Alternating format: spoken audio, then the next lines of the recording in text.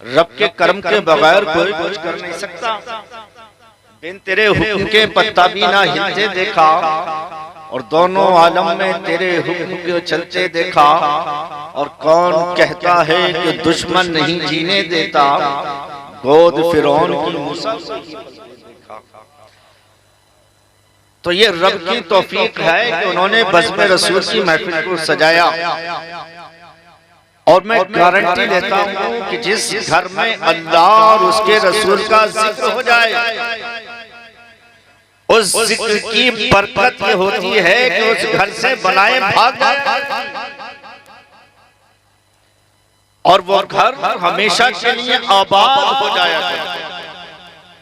Like मुबारकबाद है खाना कि जिन्होंने नया घर तैयार किया और फिर बज़्म रसूल की महफिल को सजवाया।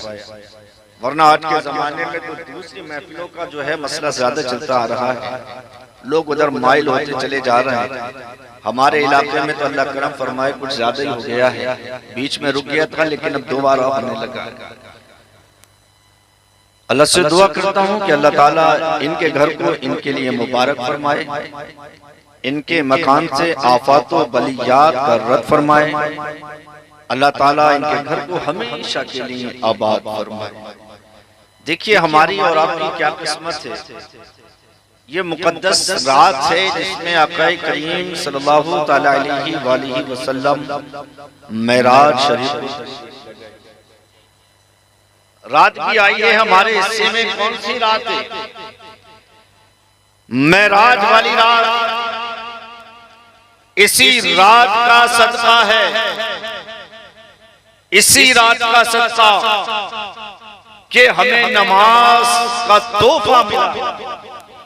ये रात यही का तो सदका है। मेरे आका इसी रात में अपने रब से मुलाकात के लिए गए, रब ने तोहफा अता फरमाया नमाज का। ये वही रात है कि जिसमें रब ने वादा किया, मेरे महबूब गमगीन न होना, तुम्हारी उम्मत को मैं बख्श दूंगा।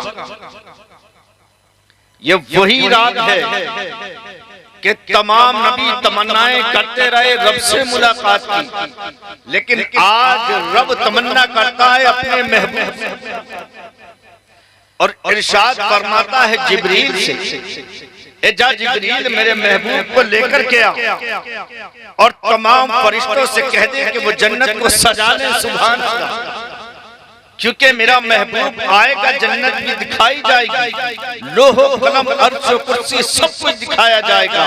हुरो गिलमान से कह दे, फरिश्तों से कह दे कि वो जन्नत को सजा करके रखे, क्योंकि आज मेरा महबूब भी मेरे पास आ रहा है, मैं अपने महबूब को मेराज कराऊंगा। शायद ने इसलिए कहा है कि फरिश्तों के जिनको सलाम आ रहे हैं, फरिश्तों के जिनको सलाम आ रहे हैं, वो महबूब आली आ रहे हैं। और फरिश्तों से कह दो कि नालैन चूमे। नालैन जानते हैं किसको कहते हैं? आप अपनी जबान में चप्पल वगैरह समझ लीजिए। फरिश्तों से कह दो कि नालैन चूमे, सरे अर्श माहे तमाम आ रहे हैं, सरे अर्श माहे तमाम आ रहे हैं। और बुराके बहिश्ती हैं जिनकी सवारी, बुराके बहिश्ती हैं जिनकी सवारी, वो महबूब आली मकाम आ रहे हैं, वो महबूब आली मकाम आ रहे हैं। और न घबरा सरे हश्र न घबरा तुनाज़िश, न घबरा सरे हश्र न घबरा तुनाज़िश, मदद को वो खैरुल अनाम आ रहे हैं, मदद को वो खैरुल अनाम आ रहे हैं। अजीज़ान मिल्लत इस्लामिया, जब ये 27वीं रात आई, रब ने इरशाद फरमाया जिब्रील जा मेरे महबूब को लेकर के आ, जन्नत से एक बुराक लेकर के जा। अजीज़ान मिल्लत इस्लामिया, बुराकों को जब ये पता चला कायनात का मालिक व मुख्तार रब का महबूब है, जिसके सदक़े में रब ने पूरी कायनात को पैदा फरमाया। आज हम बुराकों में एक बुराक की सवारी बनने वाली है। तमाम बुराक खुशियों में झूम उठे थे। हर एक बुराक ये चाहता था कि नबी मेरी पीठ पर सवार हो जाएं, आका मेरी पीठ पर सवार हो जाएं। जो बुराक से खुशियां मना रहे थे, लेकिन एक बुराक था जिसकी आंखों से आंसू जारी होने लगे थे, गमगीन हो गया, गम में डूब गया। हजरत जिब्रील अमी जब ये पहुंचे, जाकर के देखा बुराकों को कि तमाम बुराक खुशियां मनाते हैं, लेकिन एक बुराक है कि वो आंखों से आंसू बहाता है, दिल गम से उसका डूबा हुआ है, ज़ारो कतार रो रहा है। जिब्रील ने पूछा क्या वजह है? तमाम बुराक खुशियां मनाते हैं, इमामुल अंबिया आने वाले हैं, रब के महबूब आने वाले हैं। आज तुम एक बुराक की सवारी बनेगा, लेकिन तमाम बुराक तमन्नाएं कर रहे हैं, तू रो किस लिए रहा है? तो उसने अर्ज की थी, ए जिब्रील वजह ये है, ये तमाम बुराक खुशियां मना रहे हैं, इनमें किसी ना किसी का नंबर आ जाएगा, लेकिन मैं रो इसलिए रहा हूँ कि मेरा नंबर नहीं आएगा, आका मेरी पीठ पर सवार नहीं। रब का हुक्म हुआ, जा जिब्रील जा। कारी सद्दाम साहब की ज़बानी आपने सुना, उम्मे हानी के घर पे मेरे आका आराम फरमा। एक बात यहाँ पे सुन ले, नबी कभी सोते नहीं है, तो नबियों की बात है, नबी के गुलाम कभी नहीं सोते। उनकी अगर आंखें बंद होती हैं, दिल जागता है, जिक्र इलाही में मशगूल होते हैं। लेकिन हजरत जिब्रील अमी पहुंचे हैं, उम्मे हानी के घर पे देखा कि आका आराम फरमा है। इश्क और मोहब्बत देखें। हमें बड़ा अफसोस होता है कि उनके उम्मती, उनका कलमा पढ़ने वाले आज नबी के बारे में क्या क्या कैसी मोहब्बत करते हैं। और मैंने हदीस मुबारक पढ़ी ना, जो अपनी जान से ज्यादा आका फरमाते हैं कि मुझसे मोहब्बत ना करता हो, वो कंप्लीट ईमान वाला नहीं, मुकम्मल ईमान वाला नहीं। ये आम फरिश्ता जिसका नाम जिब्रील है, ये आम फरिश्ता नहीं है, तमाम फरिश्तों का सरदार है। हुजूर के नूर के बाद अगर किसी को पैदा किया तो वो जिब्रील अमी की जात है। अगर हुजूर के नूर के बाद किसी को पैदा किया गया तो वो जिब्रील की जात है। आपने ये बयान भी सुना होगा, एक मर्तबा जिब्रील अमीन कहने लगे, हुजूर रब ने सबसे पहले मुझे पैदा फरमाया। मेरे नबी मुस्कुराने लगे, फरमाया जिब्रील तुम कब पैदा हुए? कि न जमीन थी, न आसमान, न चांद थे, न सितारे, कुछ नहीं था। रब ने जब मुझे पैदा फरमाया, मेरे नबी और मुस्कुराए, इरशाद फरमाया, ए जिब्रील जरा याद तो कर, कुछ और भी था। कहने लगे, आका हाँ, एक तारा था, नूरानी तारा था, जो 70,000 बरस में एक मर्तबा दिखता था। मेरे आका ने फरमाया, जिब्रील तूने कितनी मर्तबा देखा? अर्ज करते हैं, आका वो 70,000 बरस में एक बार तारा चमकता था, मैंने उसे 72,000 मर्तबा देखा। मेरे आका ने इरशाद फरमाया, ए जिब्रील जरा ये तो बता दे, वो नूरानी जो तारा था 70,000 बरस में एक मर्तबा दिखता था, तूने 72,000 मर्तबा देखा, लेकिन जिब्रील बता सकता है कि रब ने उस तारे को कब पैदा फरमाया? जिब्रील अर्ज करते हैं, आका जब मैं पैदा हुआ, रब ने मेरी तकरीर की, जब मैंने देखा तो वो तारा चमकता हुआ था, लेकिन रब ने कब पैदा फरमाया मुझे मालूम नहीं। मेरे आका ने इरशाद फरमाया, ए जिब्रील सुन, रब ने पूरी कायनात में अगर किसी मखलूक को पैदा किया, अगर किसी को पैदा किया, सबसे पहले मेरे रब ने मेरे नूर को पैदा किया। इसलिए तो हम कहते हैं मेरे नबी का सदका है पूरी कायनात।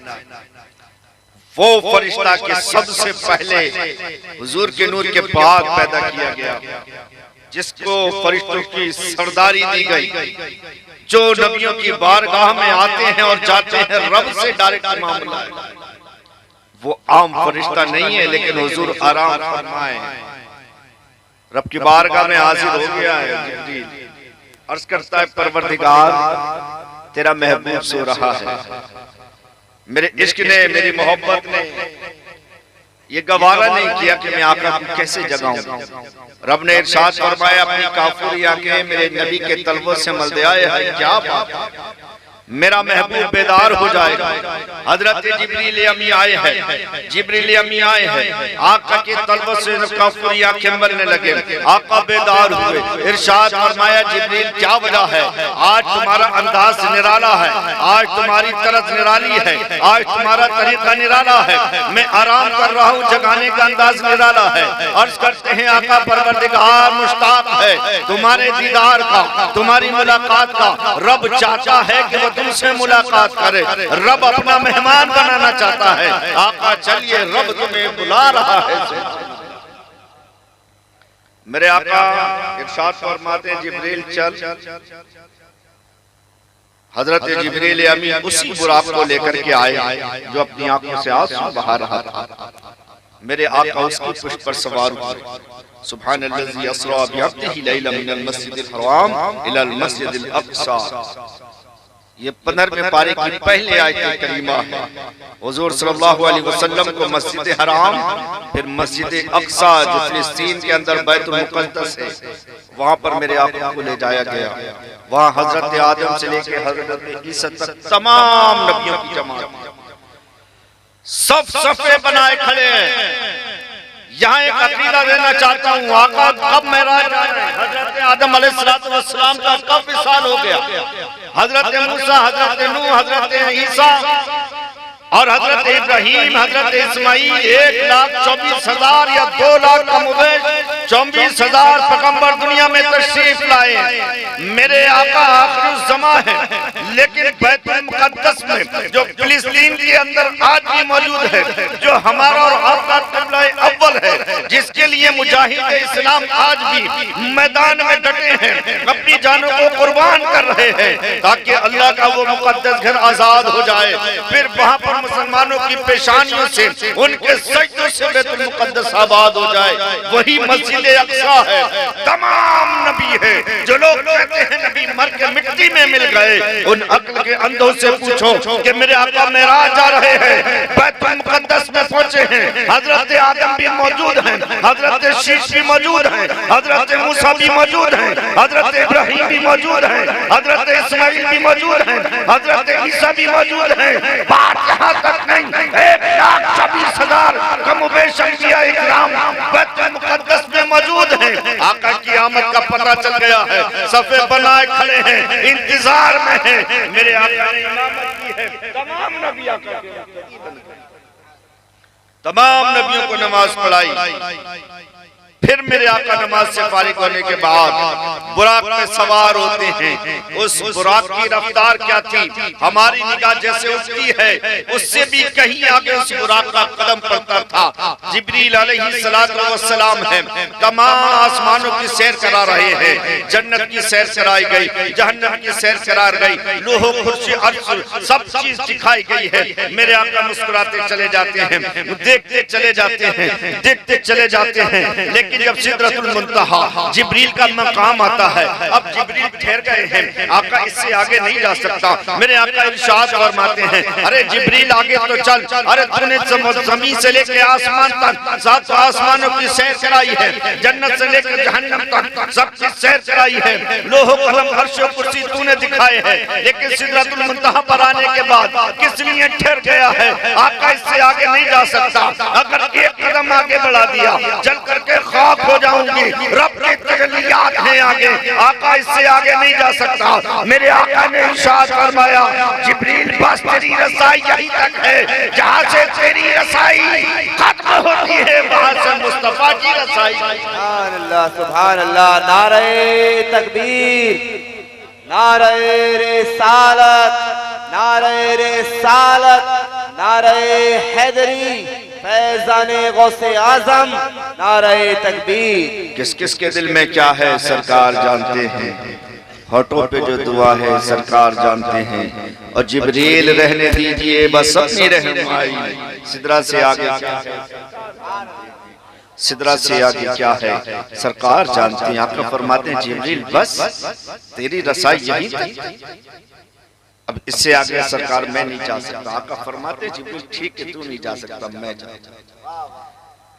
अब रब है, मैं ज़्यादा तवील रिवायत नहीं सुना रहा हूँ, बड़ी शॉर्ट में आपको सुना रहा हूँ, ऐसा नहीं कि आप लोग बेजार हो।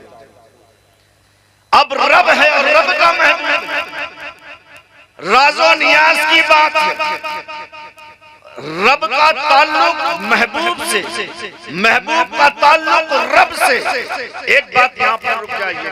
एक मर्तबा हजरत मूसा ने रब की बारगाह में अर्ज़ पेश किया, परवरदिगार मैं तेरा जलवा देखना चाहता हूं। कुरान करीम ने इब्लीस का जिक्र किया। कुरान करीम में जिक्र है, मूसा तुम मेरा जलवा नहीं देख सकते, लेकिन हजरत मूसा जिद करने लगे। रब ने फरमाया देखना चाहते हो आ जाना कोहे तूर पर। हजरत मूसा पहुंच गए कोहे तूर पर। रब अपना जलवा दिखा। पता चला कि रब की एक झलक को हजरत मूसा और कोहे तूर बर्दाश्त ना कर सका। हजरत मूसा बस खाकर गिर गए और कोहे तूर जो पत्थर का पहाड़ था, रब की तजल्ली जैसे ही पड़ती है वो पहाड़ जमकर हो गया था। मूसा ताप ना ला सके थे, लेकिन आज रब के महबूब हैं, रब के सामने सारे हिजाबात हटा दिए गए हैं। अब तो नूर नूर से नूर गया है, नूर नूर एक हो गया है। राज़ो नियाज़ की बातें चलने लगी हैं, राज़ो नियाज़ की बातें चलने लगी हैं। बातचीत होने के बाद में आका जब वापस तशरीफ लाने लगते हैं, रब ने फरमाया मेरे महबूब अपनी उम्मत के पास जाओगे, उम्मत तुमसे सवाल करेगी। रब की बारगाह में गए थे, कोई तोहफा रब ने तुम्हें दिया या नहीं दिया है? ए महबूब जा अपनी उम्मत के लिए एक तोहफा ले जा। मेरे आका अर्ज करते हैं परवरदिगार उम्मत के लिए क्या तोहफा है?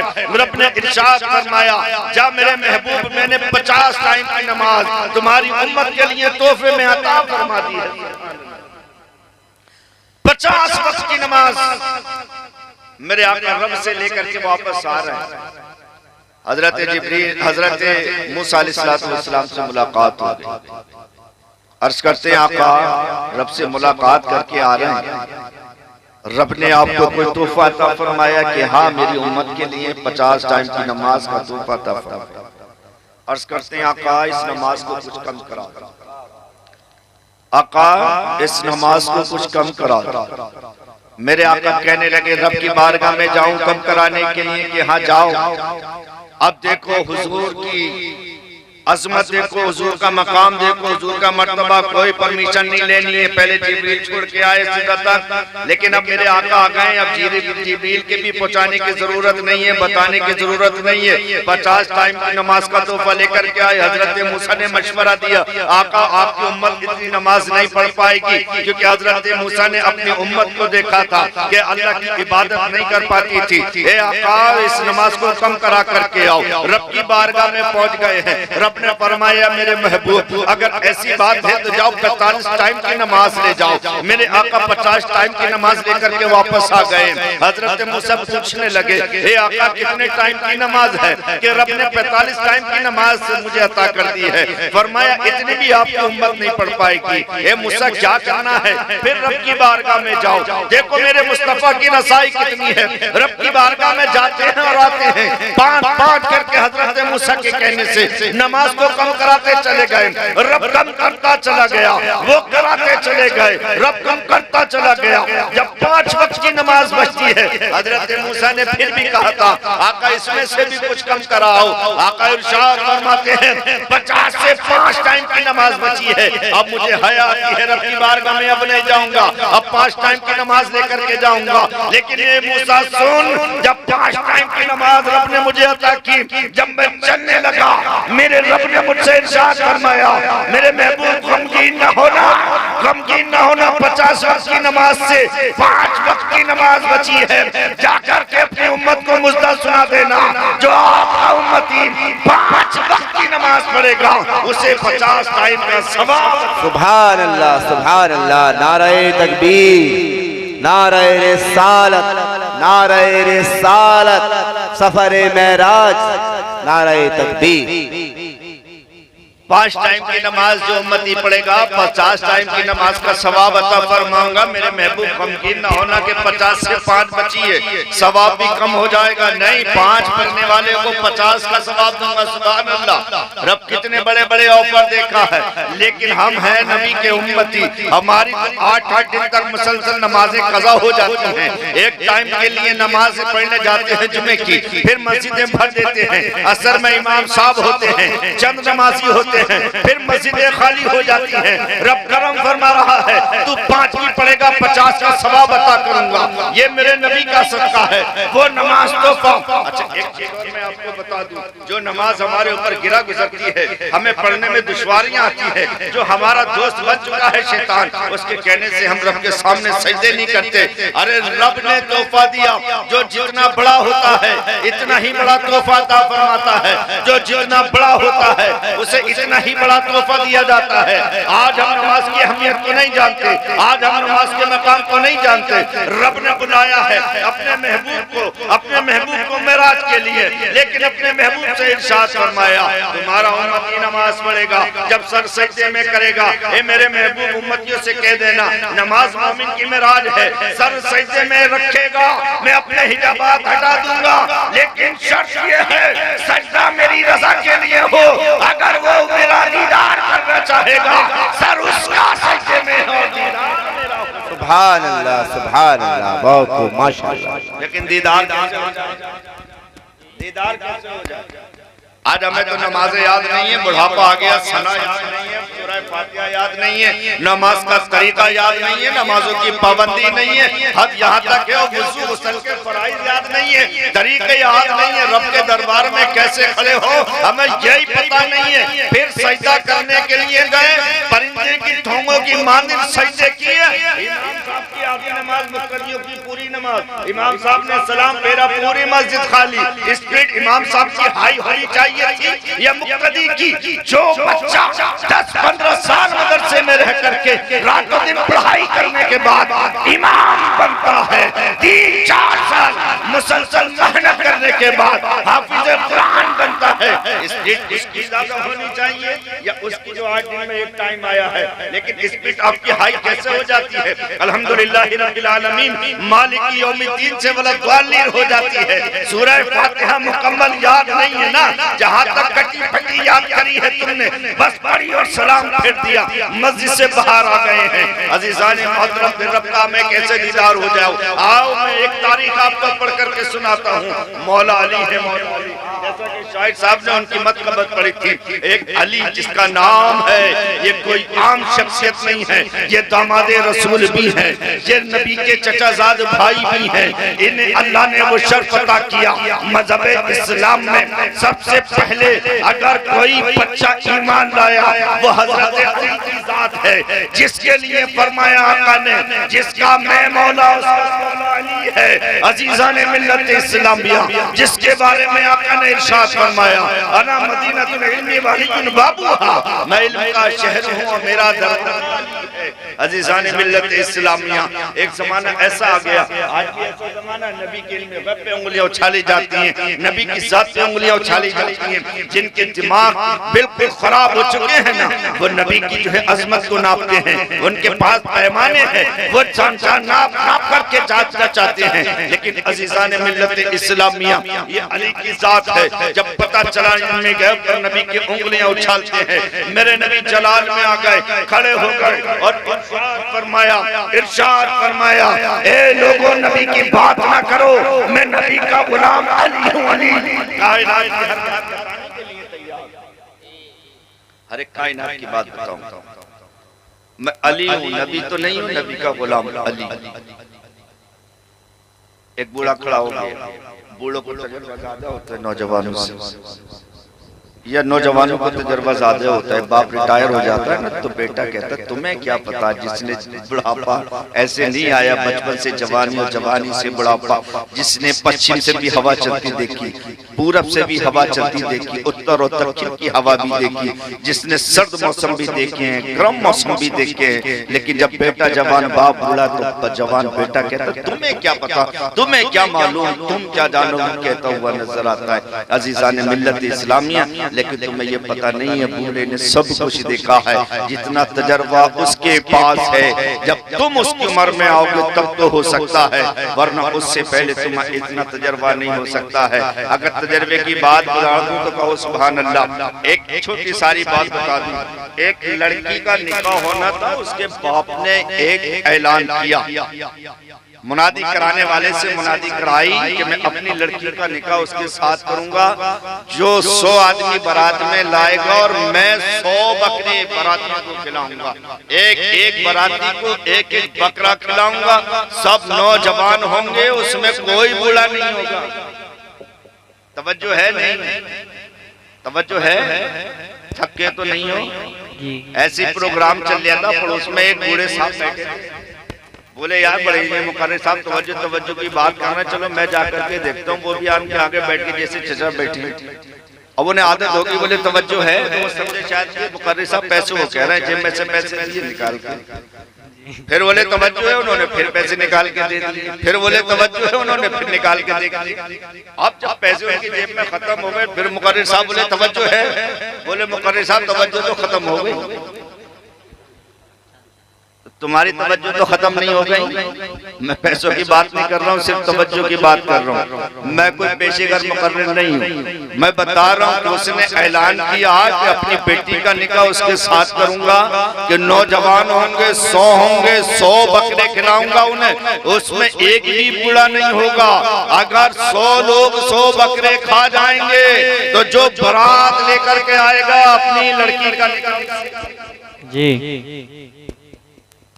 अब कोई होगा मन चला, बोला निकाह तो मुझे करना है। उसने पूरे गांव में तमाम अपने यार दोस्तों से मशवरा लिया। बोले अरे चल हार, जब रेस्टोरेंट पे जाके कई हम जो है वो खा जाते हैं किलो मुर्गा फ्राई और ये और वो, तो बकरे को भी देख लेंगे। मैंने तसव्वुर में सोचा कुछ चूरन खा के गया होगा, कोई दवाई खा के गया होगा, देख लूंगा यार बकरा खा जाऊंगा। लेकिन एक बूढ़े ने देखा सब जवान तैयार हो रहे हैं। उन्होंने कहा बेटे कहाँ जाने की तैयारी है? अरे कि चाचा तुम्हें क्या पता, ऐसे ऐसे उसने शर्त रखी है कि 100 आदमी होंगे तो 100 बकरे खाएंगे, फिर वो निकाह करेगा। उसने कहा मुझे भी ले चलो। बोले नहीं, बूढ़े को मना कर दिया। और बूढ़ों का कोई काम नहीं, चाचा तुम क्या जानो। उसने कहा बड़ा काम आऊंगा तुम्हारे, बूढ़ा हूँ इसलिए काम आऊंगा। बेटे बांध लो मुझे किसी चीज में, मगर लेकर के चलो, बताना मत कि बूढ़ा भी साथ आया है। उसने कहा नहीं नहीं चाचा हम नहीं लेके जाएंगे कि पछताओगे, अगर तुम वहां पहुंचे फंस जाओगे, मुझे लेकर के चलो। उन्होंने कहा भाई चाचा मैदान में लेकर के चले।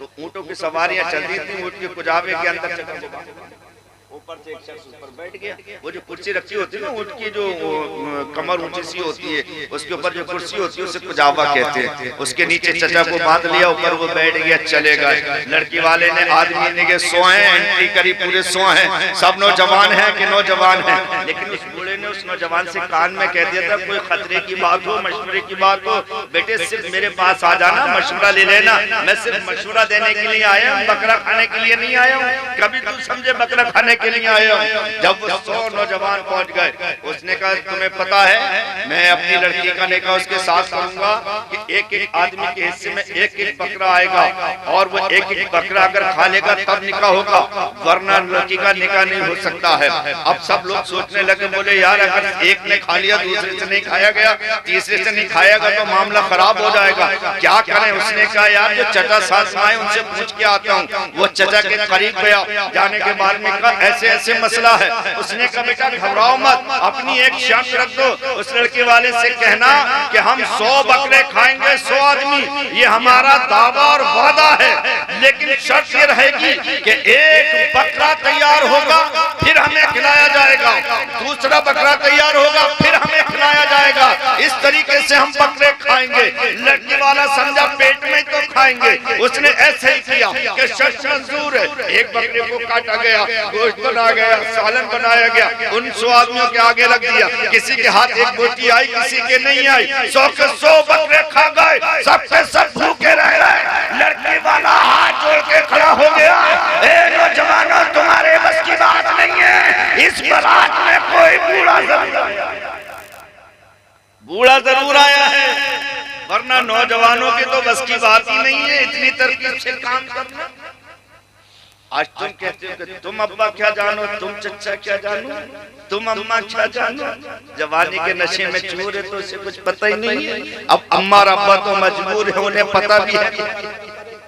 तो मैं अर्ज कर रहा था, हजरत अली ने जब देखा कि लोग नबी के इल्म गैब पे उंगलियां उछालते हैं, जलाल में आकर इरशाद फरमाया, ए लोगों नबी की बात ना करो, मैं अली हूँ, अली हर बात बताने के लिए तैयार हूँ। तो एक बूढ़ा खड़ा हो, बात यही थी, एक बूढ़ा खड़ा हो जिसे मुकम्मल तजर्बा था। उस बूढ़े ने कहा, अली आगे पीछे सोचो, इतना बड़ा चैलेंज दिया है। अली फरमाते हैं, नबी के गुलाम चैलेंज देते हैं आगे पीछे। उसने कहा, ये बताओ क्या तुमने खुदा को देखा? कितना हार्ड, कितना मुश्किल सवाल था। पूरी मस्जिद के अंदर सन्नाटा छा गया। जब उसने कहा कि तुमने खुदा को देखा है, अली फिर जलाल में आ गए। अली ने इरशाद फरमाया, खुदा की कसम, अली सर सजदे में तो रख देता है, लेकिन जब तक नहीं उठाता कि जब तक के खुदा का दीदार न हो जाता। लेकिन अली जैसी नमाजें तो हो, रब ने अपने महबूब को मेराज में नमाज का तोहफा इसलिए अता फरमाया कि अपने महबूब से भी प्यार करता है तो अपने महबूब की उम्मत से भी। मेरे महबूब ले जा तो गुनाहगार होगा, अगर मैं वादा करता हूं मेरे सामने सर झुका देगा और वो मेरी रजा हासिल करने के लिए सर सजदे में रखेगा, मैं उसके सजदे को कबूल फरमाऊंगा और उसके गुनाहों को। लेकिन हमने नमाज की अहमियत नहीं जानी। हम नमाज को तो सिर्फ हुजूर मेराज में ले आए, अच्छा था कि नहीं, लेकिन तुम नमाज को आज हल्का जान। माशाल्लाह इतनी बड़ी मस्जिद है, इतनी बड़ी आपकी मस्जिद है, बहुत पैसा लगाया माशाल्लाह, बड़ा दिल खुश हुआ। ऐसे इंतजामात तो बहुत कम मस्जिदों में मिलते हैं। इमाम साहब का हुजरा अलग है, तो कई इमाम साहब को कम से कम 50-100 कदम चल के लेटरिन बाथरूम में जाना पड़ेगा। इतना बड़ा शहर, इतनी बड़ी मस्जिद, ये तो हमेशा भरी रहती होगी, लेकिन मस्जिद की सफ़े बता रही थी कि 2 सफ़े भी फजर में बड़ी मुश्किल से भरती होंगी, क्योंकि मस्जिद की सफ़ों पे पैरों के निशान।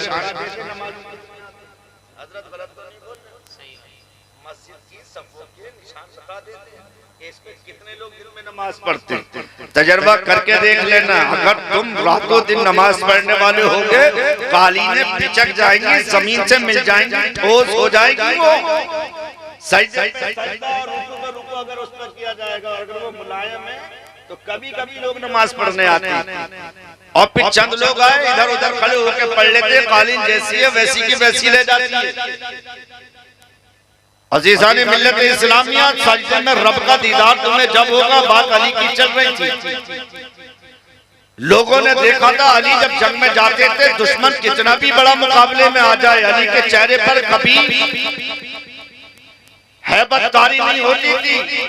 अली डरते नहीं थे, अली घबराते नहीं थे।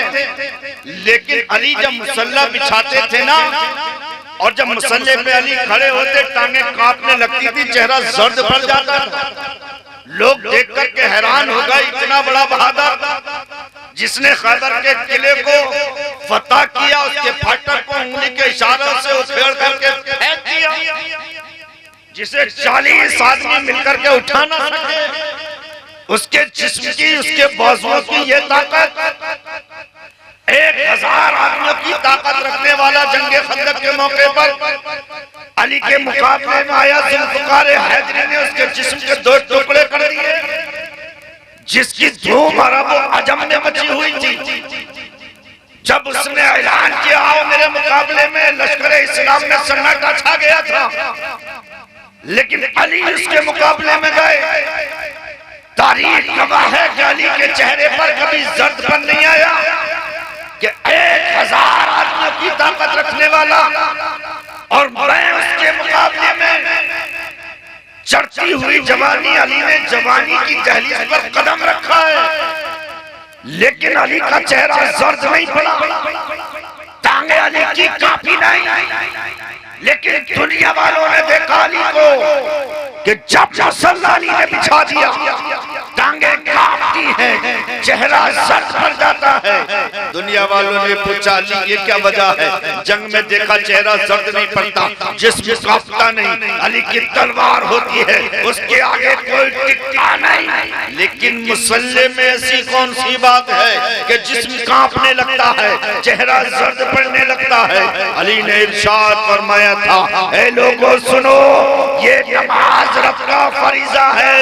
अली इस खौफ से कांपता है कि रब का फर्ज अदा करने में अली से कोई गलती ना हो जाए। ये क्या हमारी सोच है? उम्र गुजर गई है लेकिन नमाज पढ़ने में कभी दिल नहीं लगता। दिल तो जब लगेगा जब तेरा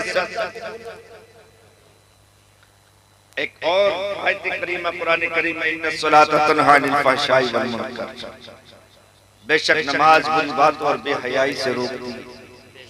हम एक जमाना हो गया नमाज पढ़ते हुए मस्जिद से निकलते बुराई शुरू कर देते। जो काम हम करते हुए नजर आते तिरछी तिरछी निगाहें चलाना शुरू कर देते। मोबाइल निकाल करके गंदी गंदी वीडियोस देखना शुरू कर देते हैं, झूठ बोलना शुरू कर देते हैं। और बात तो यहाँ तक ही महदूद नहीं रहती, जिस इमाम के पीछे हम सजदा करते हैं, जो इमाम हमें रब के दरबार में पहुँचाता है, जो इमाम रब से मिलवाता है, जो हमारे लिए जरिया बना हुआ है, जिसके जरिए से हम रब का कुर्ब हासिल करते हैं, वही इमाम अगर कूड़ों की फातिहा देने में थोड़ी ताखीर कर दे या किसी परेशानी से पहुंच ना पाए तो मस्जिद में तो कह रहा है पीछे से इमाम के, मस्जिद से निकलते कहता है अब ये इमाम ही रह गया, फिर मस्जिद में तो फिर तुम्हें नमाज कहां से रुकेगी भाई? अल्लाह की रजा के लिए। हजरत राबिया बसरिया का नाम सुना है तुमने? बसरा की रहने वाली है यार, बात बड़ी लंबी हो जाएगी। एक मर्तबा आपको लोगों ने देखा, एक हाथ में आग है, एक हाथ में पानी है, दौड़ी चली जाती है। दिल में आता है इस पानी से जहन्नम को बचा दूं, दिल में आता है इस आग से जन्नत को जला दूं। लोग हैरान है, जन्नत में तमाम मुत्तकी परहेजगार ईमान वाले तमन्नाएं करते हैं कि मैं जन्नत में जाऊं, जन्नत में जाऊं। नमाजी नमाज पढ़ा जन्नत में जाऊं, हाजी हज करने के लिए जा रहा है जन्नत में जाऊं, लोग गुनाहों से बच रहे हैं कि जन्नत में जाऊं, लोग दुआएं करते हैं कि मैं जन्नत में जाऊं। लेकिन राबिया बसरिया कहती है साथ से जन्नत को जला दूं और इस पानी से जहन्नम को बुझा दूं। लोगों ने रोक लिया, घेर लिया। ए राबिया बसरिया होश में आओ, होश में। क्या कलिमात बोलती हो? राबिया ने कहा है लोगों तुम होश में नहीं। उल्टी ही चाल चलते हैं दीवान गाने, इश्क आंखों को बंद करते हैं दीदार के लिए। लोगों ने कहा बात समझ में नहीं आती, अल्लाह ने जन्नत बनाई है, जहन्नम बनाई है, तुम दोनों चीजों को खत्म करना चाहती हो। लोगों ने जब ये सवाल किया, हजरत राबिया बसरिया इरशाद फरमाती है, ए दुनिया वालों सुनो सुनो, आज कोई मस्जिद में नमाज पढ़ने के लिए जाता है तो वो इसलिए जाता है कि अल्लाह उसे कुछ अता कर दे, रब की रजा के लिए नहीं। कोई जन्नत में जाने के लिए जाता है, कोई जहन्नम से बचने के लिए जाता है। लेकिन जब जन्नत और जहन्नम नहीं होगी, कोई रब के सामने सजदा करेगा तो सिर्फ रब की रजा के लिए। आज यही वजह है। अल्लाह माशाल्लाह कोई पहुंच गया, नमाज से मोहब्बत हो गई, बोले यार बहुत गुनाह करनी है, चलो गुनाहों की बख्शिश हो जाए ताकि जहन्नम में न जाऊं, अल्लाह मुझसे खुश होकर मुझे जन्नत अता करे। उसकी नीयत ये नहीं है कि यार मैं तो इसलिए जा रहा हूं कि रब मुझसे राजी हो जाए। अरे बेवकूफ, जब रब राजी हो जाएगा तो कायनात, रब अगर राजी है तो जन्नत तेरी, जो तू मांगेगा रब तुझे अता करेगा। नियत ये हो सजदा कर रहा हूँ रब तेरी रजा के लिए, और जो काम रब की रजा के लिए होता है रब उसे अपनी बारगाह में फरमा। तो ये अजीम तोहफा मेराज आज की रात रब ने अपने महबूब को अता फरमाया। और एक और रिवायत आपको मैं सुनाता हूं, हज़रत ईसा अलैहिस्सलाम के ज़माने आपने देखा एक चश्मे के किनारे पर एक बड़ा सफेद कलर का परिंदा है, बड़ा खूबसूरत है, हसीन है, जमील है। लेकिन वो उस चश्मे के अंदर उसके किनारे पर जो गार मिट्टी होती है उसमें लौटता है, मैला हो जाता है।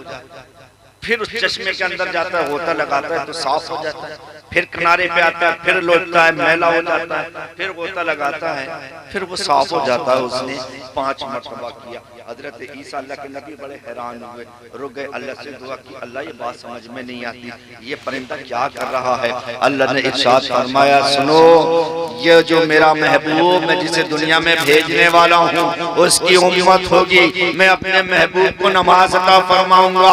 अगर वो कितना भी गुनाहगार होगा ना, ये परिंदा उसकी मिसाल है कि वो दिन भर इधर गुनाह करेगा, गुनाह करने के बाद तौबा करेगा, मेरे सामने सजदा करेगा तो गुनाहों से वो ऐसा मैला हो जाएगा जैसे ये गार से मैला हो जाता है, फिर जब गोता लगाता है ये साफ हो जाता है। ऐसे ही मेरे महबूब का उम्मती अगर गुनाहों से गंदा हो जाएगा, फिर मेरे दरबार में आएगा, मेरे सामने सजदा करेगा तो मैं उसे ऐसे ही साफ कर दूंगा जैसे ये परिंदा।